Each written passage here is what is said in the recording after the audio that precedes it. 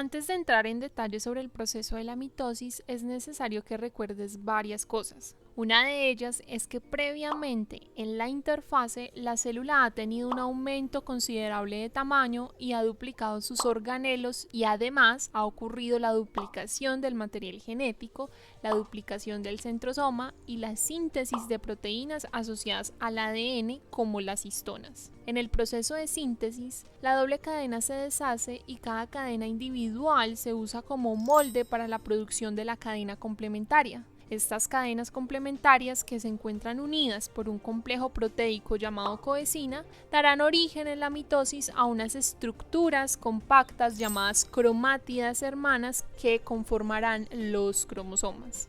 El núcleo contiene la mayor parte del material genético celular en forma de múltiples moléculas de ADN, pero claramente el ADN ocuparía muchísimo espacio si estuviese así, estirado, formando una sola cadena. Para que ocupe menos lugar se asocia a histonas, unas proteínas en las que se enrolla y queda mucho más compacto o condensado. Esta unión de ADN y estas proteínas se conoce como cromatina y durante la división celular aparece en una forma bien definida que conocemos como cromosoma. En la transición de G2 a mitosis, los dos centrosomas que se habían duplicado en la fase S se separan moviéndose hacia los extremos opuestos de la envoltura nuclear. En muchos organismos, cada centrosoma consiste en un par de centriolos, cada uno de los cuales es un tubo hueco con 9 grupos de microtúbulos. Rodeando a los centriolos hay una elevada concentración de dímeros de tubulina. Estas proteínas inician la formación de los microtúbulos que orquestarán el movimiento de los cromosomas. En las células vegetales que no contienen centrosoma y por ende no tienen centriolos, hay un centro organizador de microtúbulos que desempeña el mismo papel. La formación de microtúbulos llevará a la formación de la estructura del uso mitótico que es necesario para la segregación ordenada de los cromosomas.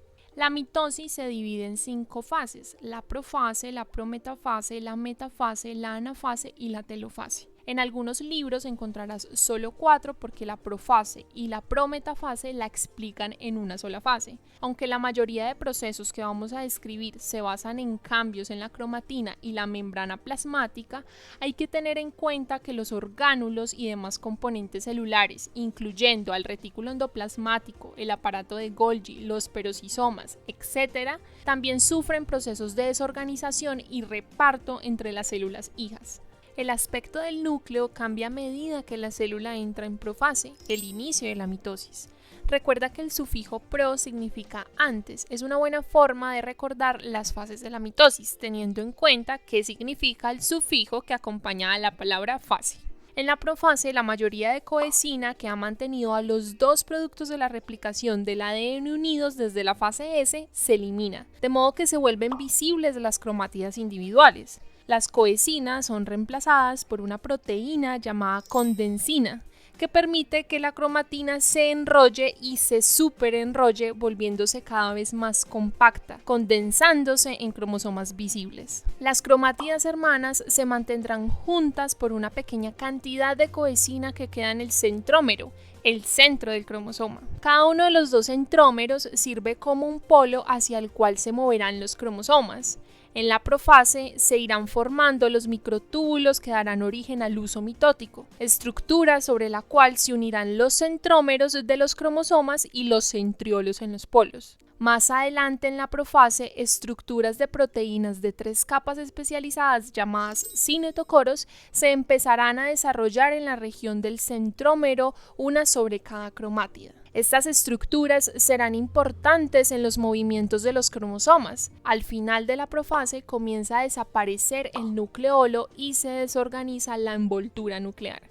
La prometafase, en donde prometa significa antes de la metafase, está marcada por la desaparición total de la envoltura nuclear y el nucleolo. Sin embargo, el material que los compone permanece en el citoplasma reensamblándose cuando se formen los núcleos hijos. En la prometafase, los cinetocoros están 100% formados y algunos de los microtúbulos del uso mitótico comenzarán a conectar los cinetocoros del centrómero de cada cromátida hermana a los centriolos que están en los polos. Y esto es súper importante porque los microtúbulos del uso mitótico ya pueden controlar, dirigir y mover los cromosomas al estar unidos a ellos.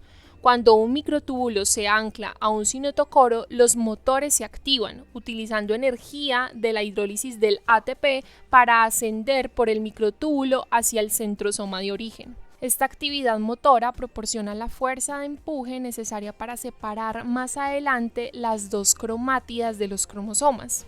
Otros microtúbulos no se asocian a cinetocoros, sino a otros microtúbulos del polo opuesto para estabilizar el uso mitótico. Y otros microtúbulos adicionales irradian de cada centrosoma hacia el borde de la célula formando el áster. En la metafase, en donde el sufijo meta significa medio, todos los centrómeros llegan al plano ecuatorial o mitad de la célula, una línea imaginaria que es equidistante de los dos centrosomas que se encuentran en los dos polos del uso. Este alineamiento equilibrado en la línea media del uso se debe a las fuerzas iguales y opuestas que se generan por los cinetocoros hermanos. Para llevar a cabo una separación cromosómica correcta, cada cinetocoro debe estar asociado a un conjunto de microtúbulos.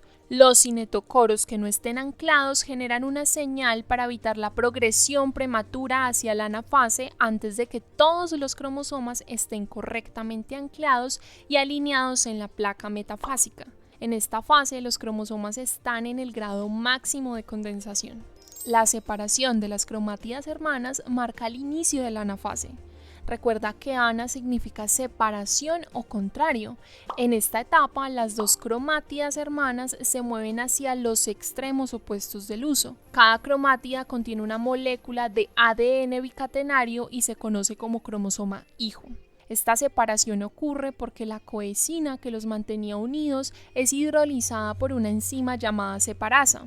Hasta este punto, la separasa ha estado presente pero inactivada por una subunidad inhibitoria llamada segurina. Una vez que se encuentran todas las cromátidas conectadas al uso, la segurina se hidroliza y permite que la separasa catalice la rotura de la coenzima. Este proceso, llamado el punto de control del uso, aparentemente censa si hay cinetocoros aún no unidos al uso. Si los hubiera, se bloquea la degradación de la segurina y las cromátidas hermanas permanecen juntas. Durante la anafase, los polos del uso se alejan más, duplicando la distancia entre ellos, y los microtúbulos se acortan.